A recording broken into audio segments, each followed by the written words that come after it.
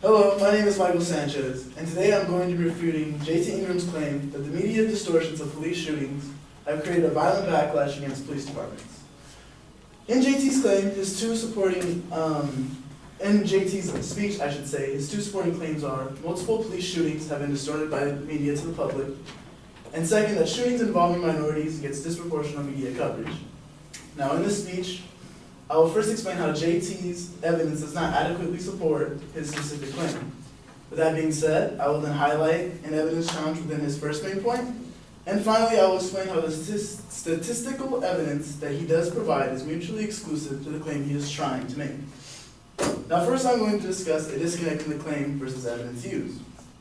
In J.T.'s first supporting point, we can see that there is an inappropriate use of evidence.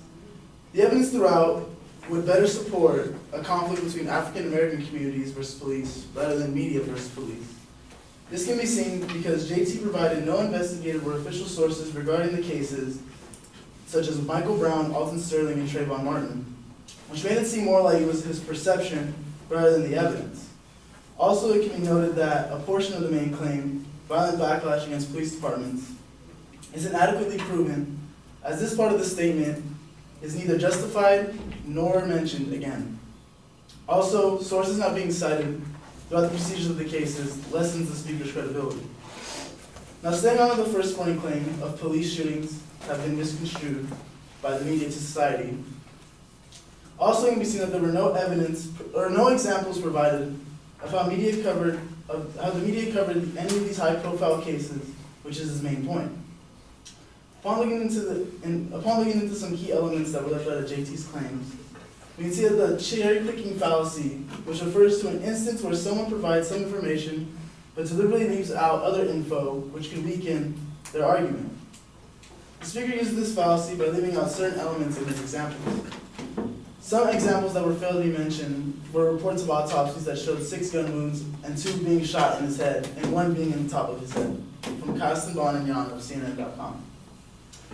Also, there's no mention that there was prosecutors claim that Michael Brown actually had his hands up during the altercation with him and the police officer.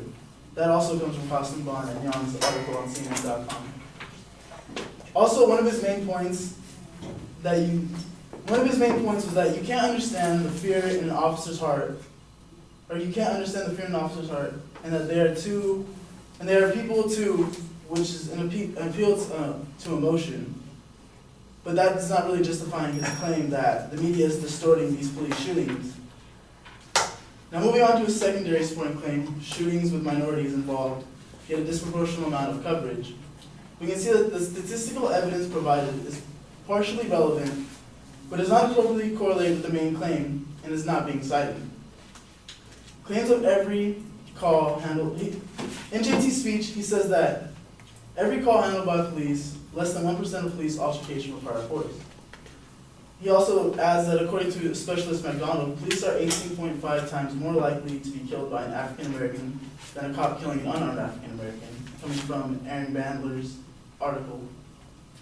Also, he states that 38 police officers are killed by shootings from January 1st to August 26th, from Jason Hanna and Steve Weiser of CNN. Now, although these statistics are tragic, this doesn't show any sign towards any media coverage. Also, these claims do not show a significant amount of evidence to reason with the claim that shooting with minorities are getting any special treatment and coverage than other cases are. In conclusion, today I first explained how the evidence provided in JT's speech did not appropriately support his main claims. Secondly, I pointed out a fallacy in the specific shooting examples.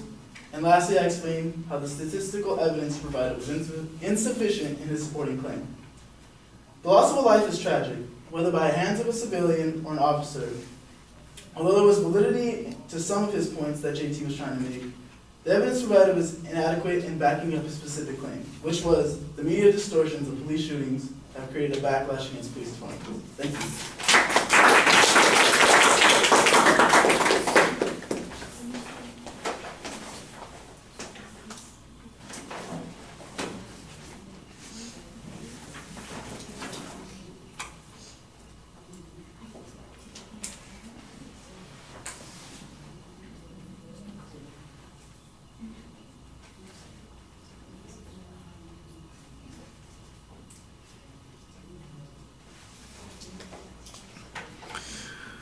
Okay, the topic's identified, you identify what the secondary points are, you start making your arguments actually before you get to those individual points, and that's sometimes a little bit confusing. I think you probably want to, I know you're trying to maybe preview what's going on, but it's probably easier and more straightforward if you wait to make those arguments instead of previewing them as much as you're doing here. On the first point, I think you did a pretty good job emphasizing the idea that the advocate's argument is about what the media has done and that his evidence isn't really specific about the media. You could point to some of the particular cases or pieces of information that the advocate cited and show that these are all about what the incident was, but not about media coverage on those issues. And I think that's the point that you're trying to make, but you've got it kind of tied up in this sort of officious language of fallacies and applications instead of keeping the point relatively simple. It's pretty straightforward. Your argument is that the thing that he proves is not the claim that he's making. It's as simple as that. And I thought that you did a pretty good job on that. You did challenge his idea that he's misconstrued the evidence and made an incorrect inference from it. I thought that was okay. The evidence about the Michael Brown shooting with the number of gunshots, it wasn't clear to me how that argument applies to what the advocate is talking about. In other words, your argument should be something as simple as the media simply reports the facts as they are being presented. These were facts that were presented in the case. What happened to those facts outside of that has nothing to do with the media, but has everything to do with what the community feels or biases that they have or something along those lines. So I do think there's an alternate causality argument here that doesn't get developed. It probably should have been developed a little bit more. On the second point, you did the same sort of thing where you suggested that the danger to the police officers is not relevant to the claim that's being presented. And the terminology that you use sometimes, like I said, is a little convoluted, but basically it comes down to this evidence proves something separate, an irrelevant thesis, to the point that the advocate is really talking about. And I thought you had a pretty good summary of the argument at the end. All right, thank you.